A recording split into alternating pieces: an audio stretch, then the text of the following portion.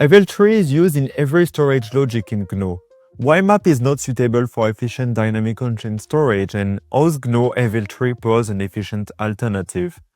Let's say we have a block storing posts. A map is a key-value data structure storing all its content in memory. The more posts we have, the more memory usage and the more gas used, to the no return point. AVL Tree, on the other side, is a self-balancing tree having the same deep branch and only loading the necessary posts in memories, which make it much more efficient for large datasets.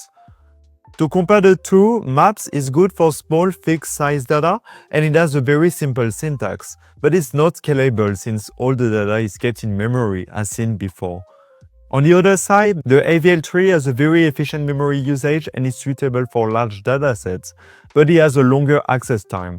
You must also cast the content if used with another type than string. To compare the two, a map is very efficient for lookup, insertion and deletion, but has a very bad scalability, whereas AVL tree has a longer lookup, insertion and deletion.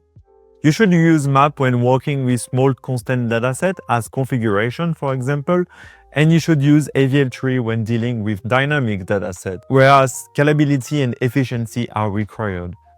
If you want further reading, I highly recommend you the blog I put in description and to read the effective GNO guide.